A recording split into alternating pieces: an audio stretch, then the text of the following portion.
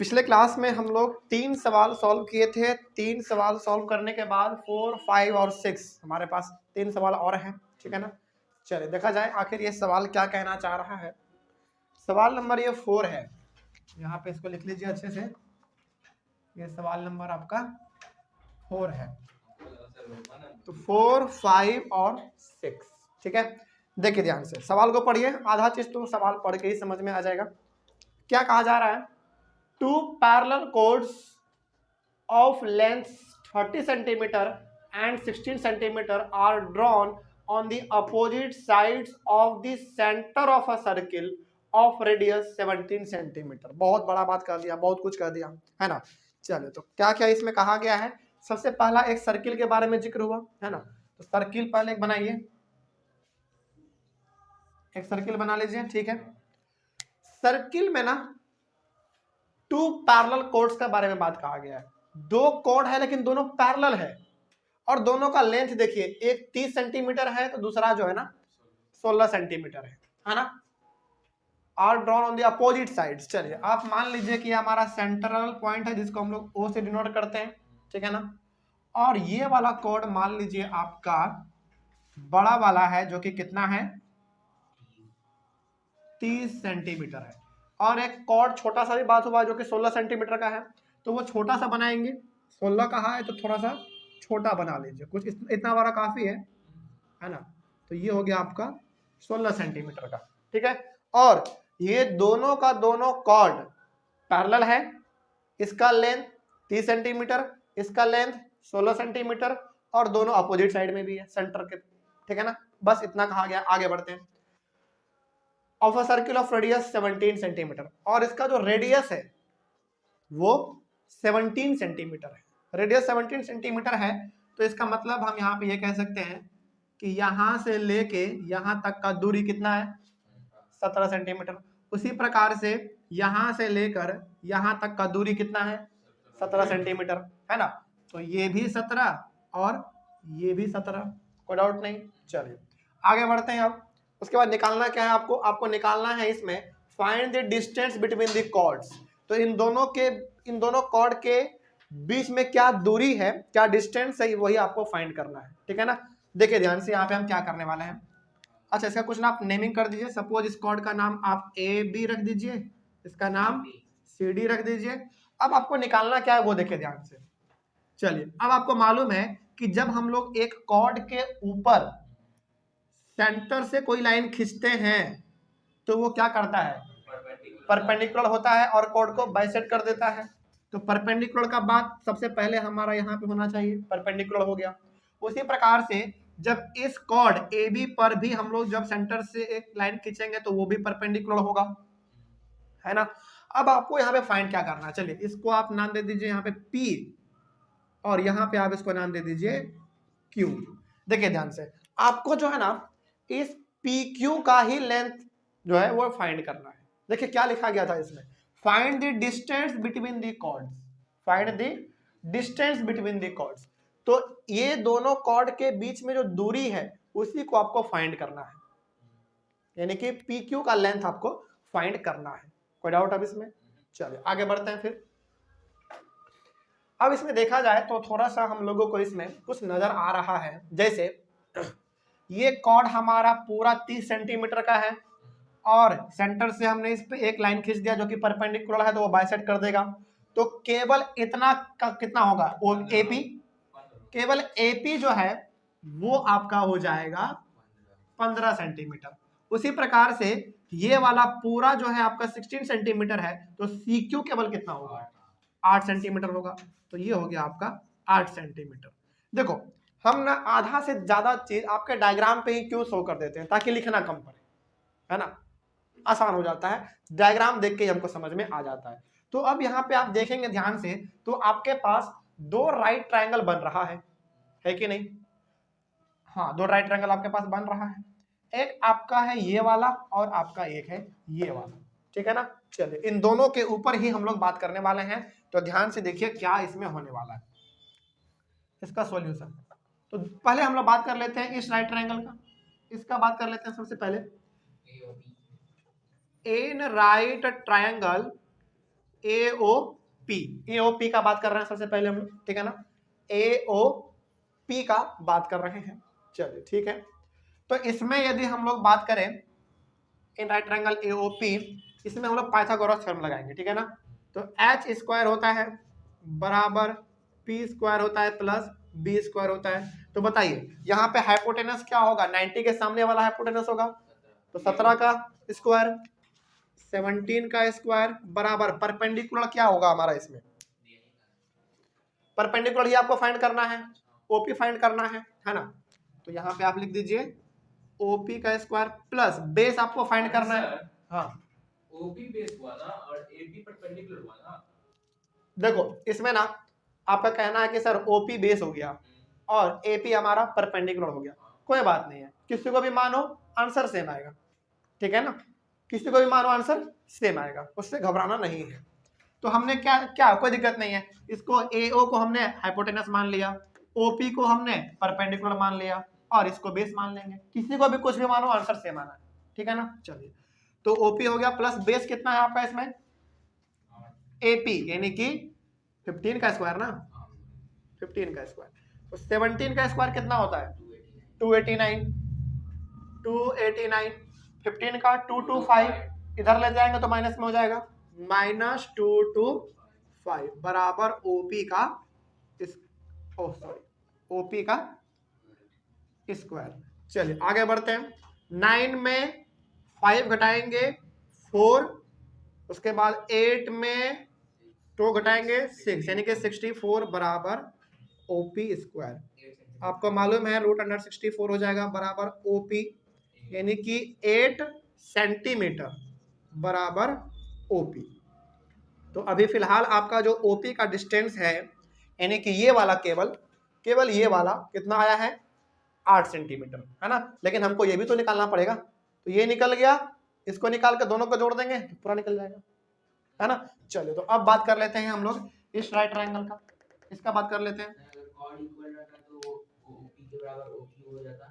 OP के बराबर ओ, हाँ बिल्कुल बिल्कुल बिल्कुल सही बात। देखो अच्छा, हाँ अच्छा सवाल है, सवाल यह है कि सर यदि दोनों इक्वल कॉर्ड रहता, है ना, इक्वल कॉर्ड रहता और सेंटर से कॉर्ड जो है ना इक्वी डिस्टेंट पे रहता, तो ऑब्वियस सी बात है जितना हमारा ओपी होता उतना ही हमारा ओक्यू होता।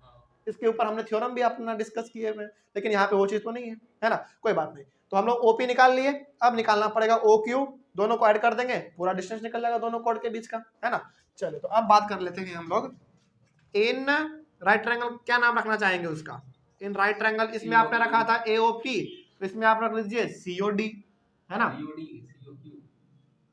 सॉरी COQ, सॉरी COQ रख लीजिए आप इसमें नाम, है ना, COQ। चलिए इसमें भी हम लोग पाइथागोरस थ्योरम लगाएंगे, तो इसमें भी होगा आपका h स्क्वायर बराबर p square plus b square.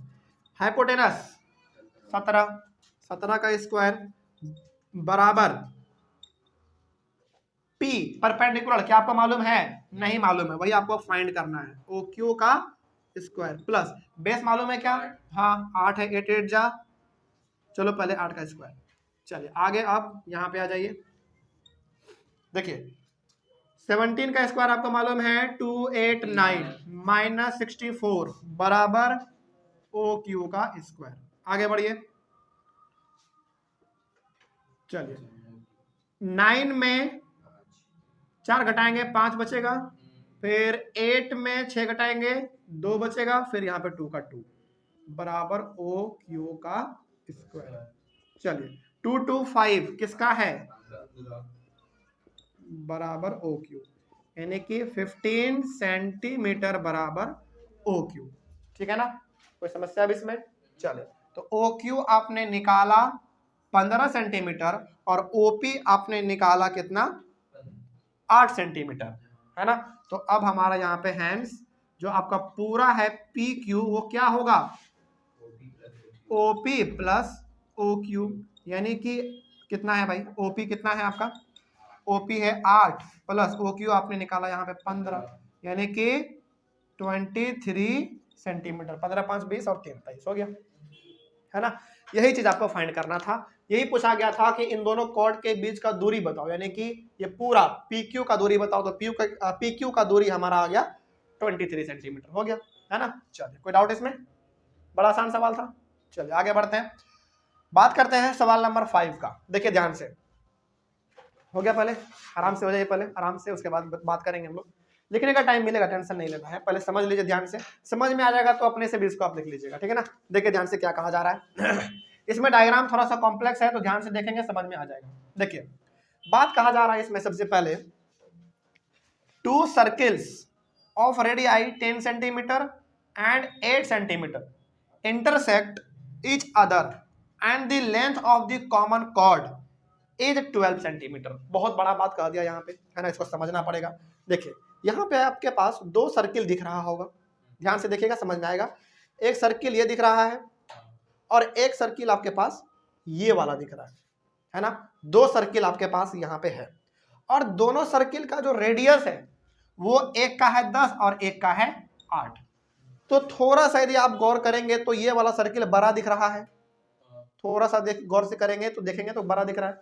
तो मान लीजिए कि इसी सर्किल का जो ये वाला रेडियस है ना, वो कितना है, 10 सेंटीमीटर है, ठीक है ना। और छोटे वाले सर्किल यानी कि इस वाले सर्किल का जो रेडियस है वो कितना है, 8 सेंटीमीटर। तो सपोज कर लीजिए कि ये वाला जो है हमारा कितना है, 8 सेंटीमीटर है। रेडियस हम लोग अभी फिलहाल मतलब पता कर रहे हैं कि कौन सा रेडियस है।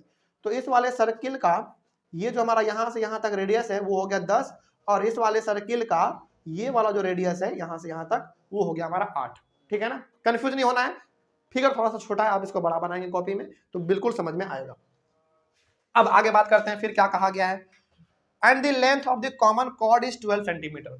कॉमन कॉर्ड का मतलब क्या हुआ, कॉमन कॉर्ड का मतलब हुआ कि दोनों सर्किल का कॉर्ड सेम होगा। जैसे ध्यान से देखिए, अब इस वाले सर्किल को ध्यान से देखिए, पहले बड़े वाले को ध्यान से देखिए। बड़े वाले सर्किल का ये जो हमारा पूरा AB आपको दिख रहा है ये क्या होगा, कॉर्ड होगा, यानी कि बड़े वाले सर्किल का कॉर्ड AB। उसी प्रकार से छोटे वाले को देखिए, छोटे वाले सर्किल का भी जो कॉर्ड है आपका वो भी AB ही है, यानी कि ये जो AB है इन दोनों का कॉमन कॉर्ड है। कॉमन कॉर्ड मतलब दोनों का सिमिलर कॉर्ड है, सेम कॉर्ड है ना। तो इसका कितना दिया हुआ लेंथ, इसका 12 सेंटीमीटर दिया हुआ है टोटल, A से लेकर B तक टोटल कितना है, 12 सेंटीमीटर। तो आप मान लीजिए कि A से B तक कहाँ पे लिख दें, चलो कोई बात नहीं, ये हमारा हो गया 12 सेंटीमीटर।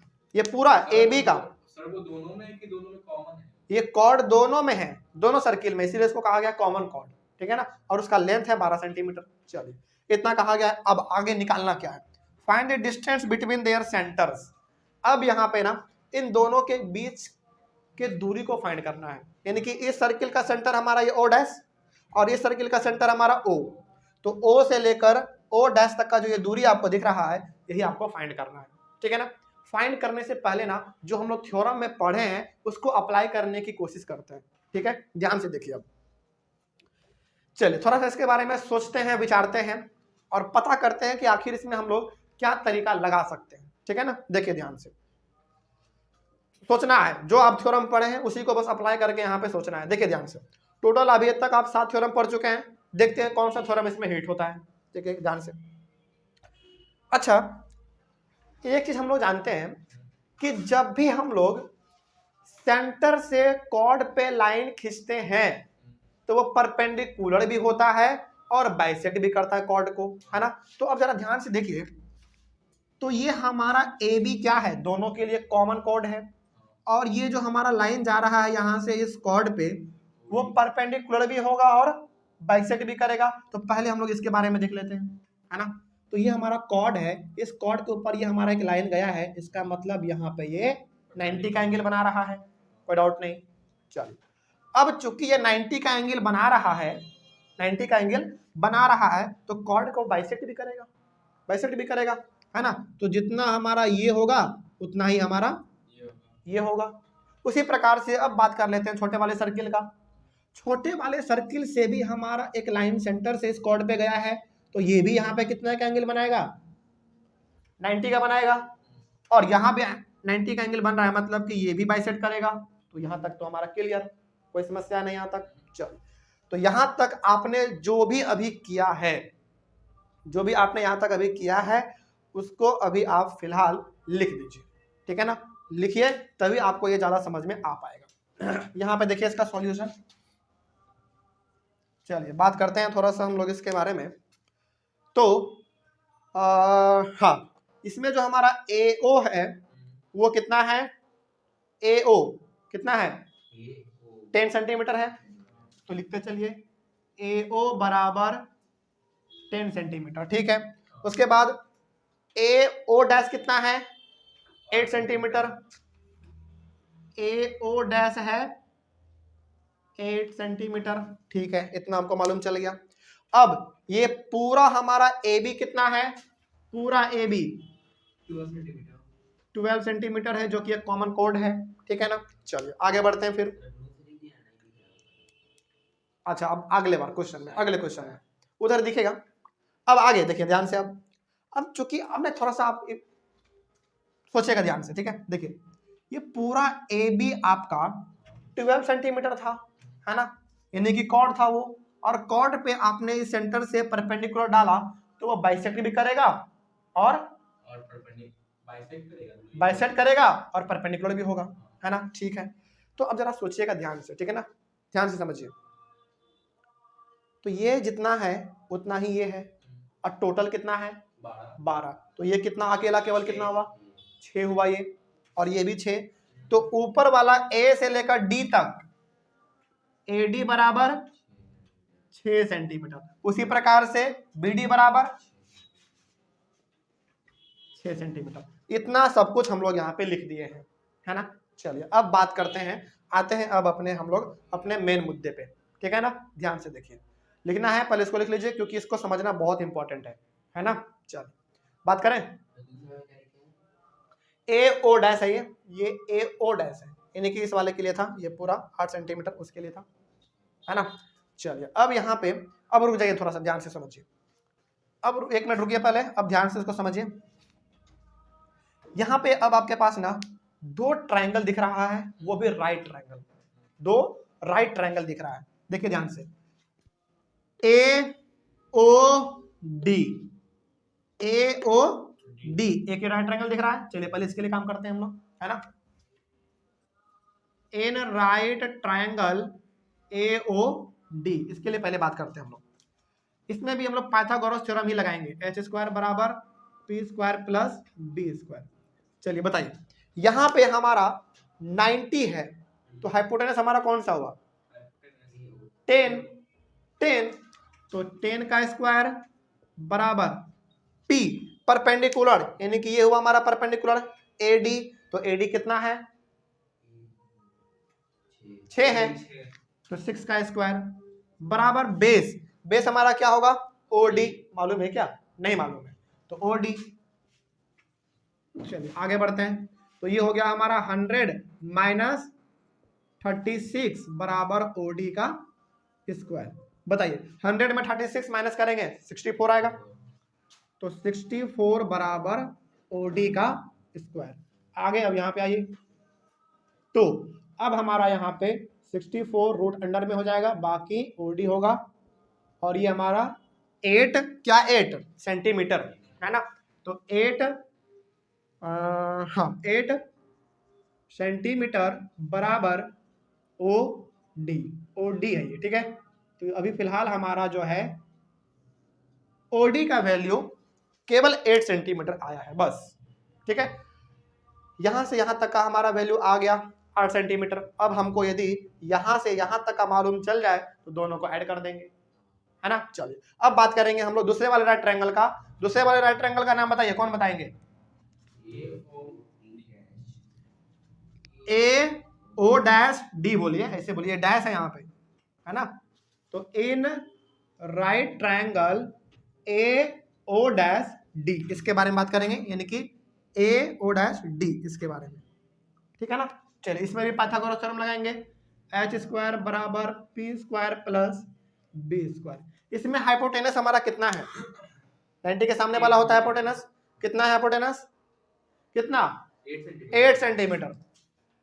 तो 8 का स्क्वायर प्लस बराबर पी परपेंडिकुलर कितना है इसमें 6 सेंटीमीटर, 6 का स्क्वायर प्लस बेस कितना है इसमें ओ डैश डी, जीरो कैसे भाई, ओ डैश डी है, ओ डैश डी, तो 8 8 जा 64 और ये हमारा 36 plus O D O dash D, sorry इसका स्क्वायर होगा ना,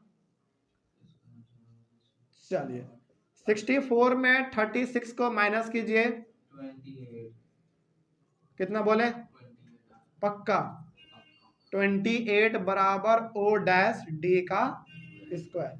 अब रूट अंडर हो जाएगा हमारा 28 है ना, बराबर ओ डैश डी, ठीक है। चलिए अब इसको थोड़ा सा हम लोग सॉल्व कर लेते हैं। 28 का यदि आप करेंगे HCF तो 2 से 14 फिर 2 से 7 फिर 7 से 1, यानी कि ये तो इसका तो पेयर बन गया, तो क्या हो जाएगा 2√7। तो यहाँ पे अब यहाँ पे आ जाइए 2√7 बराबर ओ डैश डी, ये हो गया आपका दूसरा रिजल्ट। एक मिनट रुक जाइए, 2√7 बराबर ओ डैश डी, ये हुआ आपका दूसरा रिजल्ट। अब ध्यान से समझिए, देखिए ध्यान से क्या बताना चाह रहे हैं अब इसमें वो देख लीजिए बस। यहां से O से लेकर D तक का जो यानी कि जो लेंथ है वो हमारा आ चुका है, कहा गया 8 सेंटीमीटर, ठीक है ना, और इस D से O डैश तक आ चुका है 2√7, दोनों को ऐड कर दो, है ना। चलो अब यदि हम लोग पूरा बात करें O डैश बराबर क्या होगा OD plus O dash D, ये होगा ना, यानी कि पूरा हमारा क्या होगा ये प्लस ये, ठीक है। तो ये कितना है हमारा OD है हमारा 8 प्लस O डैश D कितना है 2√7, तो इसको आप इतना ही रहने देते। अरे 10 रूट कैसे बोल दिए भाई, इस ये ऐड होगा क्या, नहीं होगा भाई, ये ऐड नहीं होगा, तो ये 8 प्लस 2√7 कितना क्या सेंटीमीटर कर सकते हो आप इसको, हो गया, ये आपका आंसर है, सही आंसर, ठीक है ना। इसको सॉल्व करोगे ना तो डेसिमल वाला कॉन्सेप्ट आएगा, यहाँ पे आपको √7 का वैल्यू डालना पड़ेगा, फिर 2 से मल्टीप्लाई करना पड़ेगा। उतना करने से बेटर है कि इतना रहने दो, इसमें टीचर नंबर आपको दे देंगे, पूरा नंबर देंगे बल्कि, ठीक है ना। चलो तो ये हमारा सवाल नंबर 5 भी क्लियर हो गया। तो ये दो सर्किल हमारे पास था, इन दोनों सर्किल के दोनों सेंटर से जो दूरी है वो कितना हो गया 8 प्लस 2√7 सेंटीमीटर। कौन सा ये ओ डैश, यानी कि यहां से यहां तक का दूरी, ठीक है ना। चलिए सवाल नंबर 6 का बात करें, चलिए 1 मिनट देख लीजिए, पहले नोट कर रहे हैं क्या, कर लो जल्दी फटाक से एकदम जल्दी, लेकिन अभी और सवाल बताना है हमको। अच्छा तब तक स्क्रीनशॉट ले लीजिए ऑनलाइन वाले बच्चे, 2 सवाल का, और तीसरा सवाल तो अभी हम लोग बनाएंगे। चलिए अब देखिए ध्यान से, लिखेगा बाद में टाइम मिलेगा, पहले कर लेते हैं ध्यान से। देखिए सवाल नंबर 6 के लिए हमारे पास ये वाला डायग्राम है, डायग्राम को थोड़ा सा आप लोग कॉपी में बड़ा बनाइएगा ताकि साफ साफ दिखे, ठीक है ना। देखिए ध्यान से क्या कहा जा रहा है इसमें, in the adjoining figure O is the centre of a circle, ठीक है, ये एक सर्किल है ना, इसका जो ये पॉइंट है वो सेंटर पॉइंट है, सेंट्रल पॉइंट है, ठीक है। आगे if AB and AC are chords of the circle such that AB is equals to AC, मतलब कि यहाँ पे जो आपको ये वाला AB दिख रहा है और ये जो AC दिख रहा है, ये दोनों इस सर्किल का क्या है कॉर्ड है, प्लस दोनों इक्वल भी है, दोनों इक्वल भी है और कॉर्ड भी है। तो इसका सॉल्यूशन देखिए जरा, इसमें ना जो AB है वो AC के बराबर है, ठीक है, इतना आपको पहले ही दे दिया गया है। आगे बढ़ते हैं, उसके बाद हाँ OP जो है वो परपेंडिकुलर है AB पर, OP जो है वो परपेंडिकुलर है AB पर। कहाँ है AB आपका ये है और OP ये पूरा है जो कि परपेंडिकुलर है किस पे AB पर। तो इसका मतलब ये हो गया कि यहां भी 90 और यहां भी 90, क्या कोई डाउट इसमें। और इस पॉइंट का नाम क्या था एम। ठीक है ना, आगे बढ़ते हैं। उसके बाद and O Q perpendicular A C, कहाँ है ओ क्यू? ओ क्यू हमारा यहाँ है, ये भी परपेंडिकुलर है, तो इसका भी मतलब हो गया कि यहाँ 90 तो यहाँ भी 90, और इस पॉइंट का नाम क्या था? एन था, है ना। चलिए यहाँ तक में कोई समस्या है तो फटाक से बोलिए, है ना। इसमें बेसिकली आपसे क्या कहा जा रहा है? इसमें ये कहा जा रहा है कि देखो भाई एक सर्किल है जिसका सेंट्रल पॉइंट O है, जिसमें ए बी और ए सी दो कॉर्ड है और दोनों इक्वल है, ठीक है ना। और इस ए बी कॉर्ड पर परपेंडिकुलर है और इस ए सी कॉर्ड पर भी परपेंडिकुलर खींचा गया है ओ क्यू का, ठीक है ना। तो यहाँ पे आप लिखना चाहें तो आप लिख सकते हैं कि ओपी जो है वो परपेंडिकुलर है ए बी पर और ओ क्यू जो है वो परपेंडिकुलर है ए सी पर, इतना आप लिख सकते हैं, ठीक है। चलिए आगे बात करते हैं। प्रूफ दैट, अच्छा इसमें प्रूफ वाला था ना, तो इसको ना आप कर लो गिवन। क्या कर लो? गिवन कर लो, जैसे बनाते थे वैसे ही बनाएंगे, GIVEN गिवन। तो पहले हम लोग गिवन लिखते थे ना, तो गिवन में यही कुछ आपको दिया हुआ है। उसके बाद टू प्रूव क्या करना है आपको? पीबी जो है वो क्यूसी के बराबर है, वही आपको प्रूफ करना है। PB is equal to QC. चलिए अब आपका मेन काम प्रूफ वाला यहाँ से शुरू होता है। चलिए ध्यान से अब देखेंगे, यही आपका मेन पार्ट है ना। ये समझ गए तब तो बात ही अलग है। देखिए ध्यान से क्या बात कहा जा रहा है, ध्यान से समझिएगा, मेरे बात को समझिए पहले यहाँ पे ध्यान से। शुरू करें? देखिए ध्यान से, हमको ना जहां तक पहुंचना है पहले वो देखो। पीबी जो है वो क्यूसी के इक्वल करना है हमको। तो पीबी और क्यूसी कहाँ है? पीबी आपको यहाँ पे दिख रहा है और क्यूसी आपको यहाँ पे दिख रहा है ना। अच्छा यहाँ पे ना ये जो ओपी था हमारा वो परपेंडिकुलर है किस पे? ए बी पे।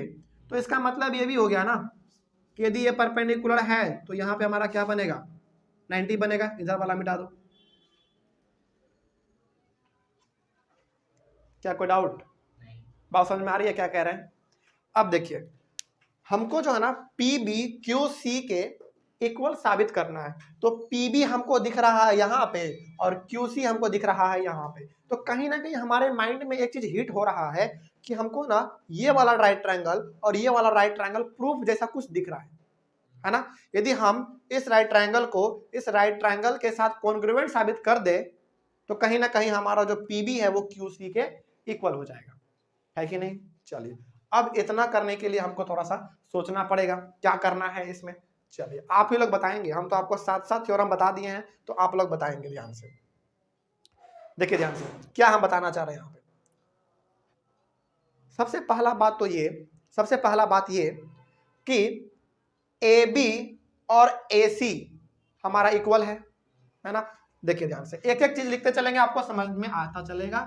ए बी जो है वो ए सी के इक्वल है, दोनों कॉर्ड है और दोनों इक्वल है, ये हमको यहाँ पे गिवन है, ठीक है ना।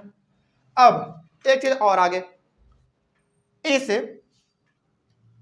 ए बी पर ये जो ओपी आपको दिख रहा है ये परपेंडिकुलर है, और परपेंडिकुलर यानी कि इस कॉर्ड के ऊपर एक सेंटर से लाइन खिंचा गया है जो कि परपेंडिकुलर है, तो वो बाइसेक्ट कर देता है कॉर्ड को, है ना। तो इसका मतलब A M is equal to B M लिख सकते हैं हम लोग। चलिए तो यहां पे हम लोग क्या कर सकते हैं कि ए बी के नीचे लिखेंगे ए एम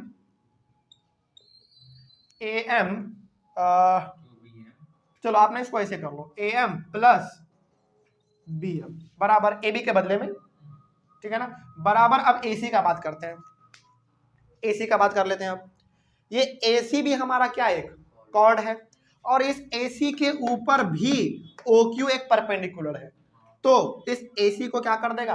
बाइसेक्ट कर देगा। तो इसका मतलब A N is equal to C N, है ना।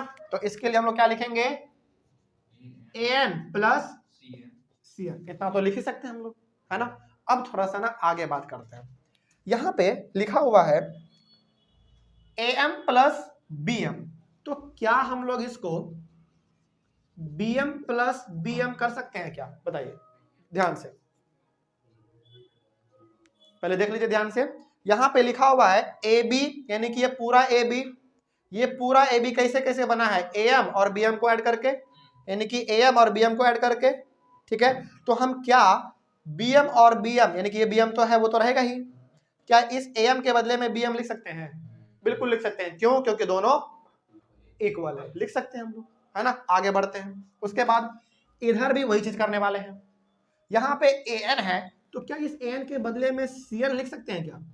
प्लस यहाँ पे CN तो ऑलरेडी है, क्यों लिख सकते हैं? क्योंकि बराबर है, इक्वल है। तो आप यहाँ पे रीजन ये लिख देना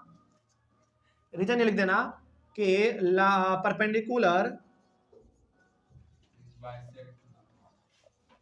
perpendicular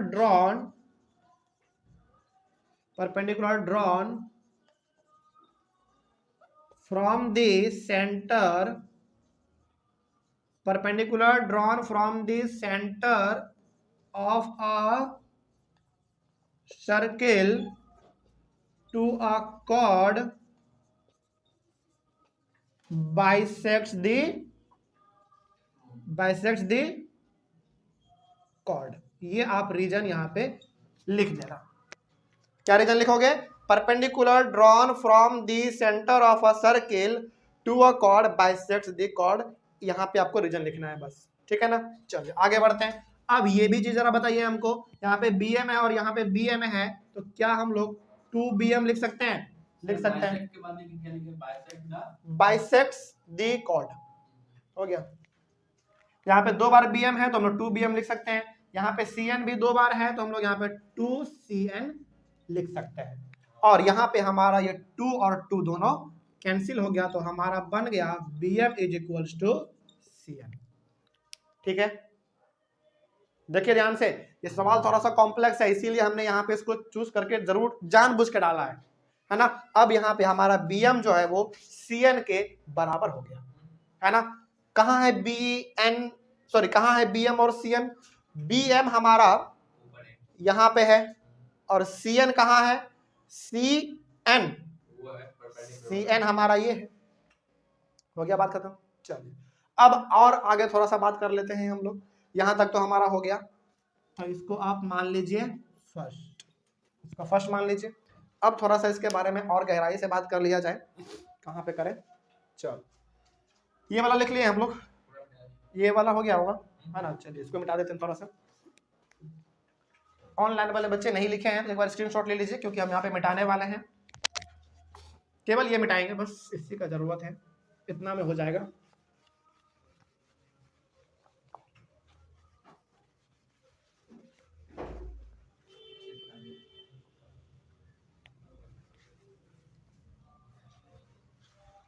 चलिए अब हम एक चीज तो हमारा यहाँ पे साबित हो गया, है ना। दूसरा चीज अब हम साबित करने वाले हैं, क्या वो देखिए ध्यान से।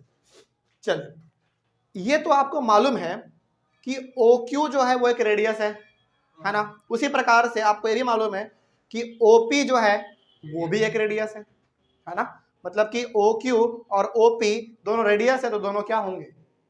इक्वल होंगे, है कि नहीं? इक्वल होंगे।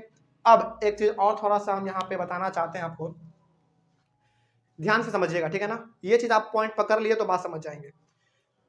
AB और AC दोनों कॉर्ड था, दोनों इक्वल भी है, यानी कि इक्वल कॉर्ड है, ठीक है ना। और इक्वल कॉर्ड के ऊपर, समझिए ध्यान से, फिर से बोल रहे हैं क्योंकि इंपॉर्टेंट है। AB और AC दोनों का दोनों हमारा कॉर्ड था और दोनों इक्वल कॉर्ड है, यानी कि इक्वल कॉर्ड के ऊपर आपने सेंटर से क्या डाला है? परपेंडिकुलर डाला है। तो बताइए, तो ये हमारा लाइन दोनों इक्वल होता है कि नहीं? मतलब कि इक्वल कॉर्ड के ऊपर जब आप सेंटर से परपेंडिकुलर खींचते हैं तो जो लाइन सेंटर से कॉर्ड पे आता है वो क्या होता है? इक्विडिस्टेंट होता है। याद आ गया थ्योरम आपका। तो जब हमारा AB और AC दोनों कॉर्ड है और दोनों कॉर्ड इक्वल कॉर्ड है और उन दोनों के ऊपर सेंटर से परपेंडिकुलर खींचा गया है, तो ये दोनों, ये OM और ON क्या होंगे? इक्वल होंगे। तो यहाँ पे आपको लिखना है ये चीज, ध्यान से देखिए, लिखना है कि हमारा जो ON है वो इक्वल होंगे किसके बराबर, OM के। हर से डाउट है क्या कुछ? ये ON और OM बराबर क्यों है? क्योंकि इक्वल कॉर्ड जो है ना वो इक्वी डिस्टेंट पे है सेंटर से। तो आप यहाँ पे रीजन भी लिख दीजिएगा। सर, हाँ यानी जो रेडियस OQ है, हाँ, वो मतलब इक्वल डिस्टेंस से बाइसेक्ट किया है। नहीं नहीं, वो यहाँ पे नहीं कहा जा रहा है। यहाँ पे ये कहा जा रहा है ना कि AB और AC दोनों हमारा इक्वल कॉर्ड है, और इस इक्वल कॉर्ड के ऊपर सेंटर से परपेंडिकुलर खींचा गया है। तो जब भी हम लोग इक्वल कॉर्ड के ऊपर सेंटर से कोई लाइन परपेंडिकुलर खींचते हैं तो वो कॉर्ड जो है ना सेंटर से इक्वी डिस्टेंट पे होता है, यानी कि बराबर दूरी पे होता है ना। आप एक थ्योरम पढ़ लीजिएगा पीछे, हम लोग इसको प्रूफ कर चुके हैं, है ना। तो रीजन में आप यहाँ पे लिख सकते हैं कि ON जो है, यानी कि ये ON OM के बराबर है। रीजन आप यहाँ पे लिख दीजिएगा। रीजन कैसे लिख सकते हैं इसका हम लोग? हाँ, क्या था स्टेटमेंट? हाँ, equal chords of a circle are equidistant from the circle. तो आप यहाँ पे रीजन वही वाला लिख दीजिएगा। थ्योरम नंबर कौन सा है? 6। तो थ्योरम नंबर 6 का स्टेटमेंट आप यहाँ पे थोड़ा सा लिख दीजिएगा। थ्योरम नंबर 6 का बात समझ में आ गया? चलिए, अब जब आपको मालूम है कि ये दोनों इक्वल हैं, अब थोड़ा सा बात कर लेते हैं रेडियस के बारे में, है ना। देखिए ON OM बराबर हो गया, रीजन भी आपने यहाँ पे लिख दिया। अब दूसरा बात, OQ और OP ये भी बराबर है क्योंकि दोनों रेडियस हैं, है ना। आगे बढ़ते हैं, देखिए यहाँ पे ध्यान से, OQ बराबर OP, क्यों? बोथ आर रेडियस, दोनों रेडियस है। अब ध्यान से समझिएगा मेरे बात को, हम यहाँ पे क्या कहना चाह रहे हैं। अब ना हम यदि OQ में माइनस कर दे, OQ में माइनस कर दे ON को, उसी प्रकार से OP में माइनस कर दे OM को, तो क्या बनेगा बताइए? क्या है? एक बार इसको देखिए और एक बार उस डायग्राम को देखिए। कहा जा रहा है OQ मतलब ये पूरा रेडियस, इस पूरे रेडियस में यदि हम ON माइनस कर देंगे तो क्या बचेगा? QN बचेगा। वेरी गुड, QN, है ना। उसी प्रकार OP यानी कि रेडियस कौन सा? ये वाला। इस OP रेडियस में यदि हम OM माइनस कर दे तो क्या बचेगा? PM हो गया, और इसको आप सेकंड मान लीजिए। बात खत्म। तो पहला आपने यहाँ पे किया काम, दूसरा काम आपने यहाँ पे किया, अब आपका सवाल खत्म हो चुका है। अब आपको मालूम है क्या करना है। अब आपके पास यहाँ पे दो राइट ट्रायंगल दिख रहा है ना, एक ये वाला और एक ये वाला। चलिए इन दोनों में घुसते हैं, बात कर लेते हैं इन दोनों के बारे में थोड़ा सा। इन राइट ट्रायंगल, सबसे पहला ऊपर वाला बताइए क्या नाम रखना चाहेंगे? ऊपर वाले राइट ट्रायंगल का इसका क्या नाम रखना चाहेंगे आप? QCN, ठीक है। In right triangle QCN and right triangle, नीचे वाले का क्या नाम रखना चाहेंगे इसका? PMB,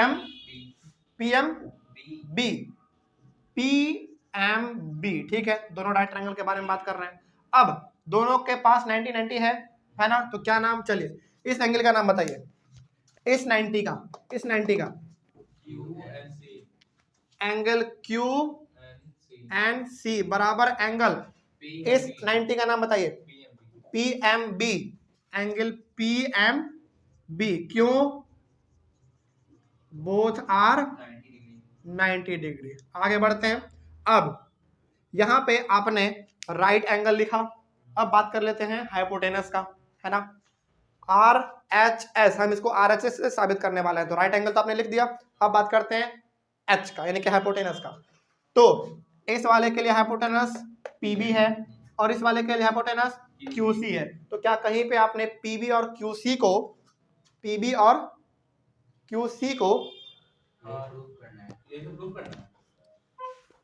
अच्छा, ये आपको प्रूफ करना है?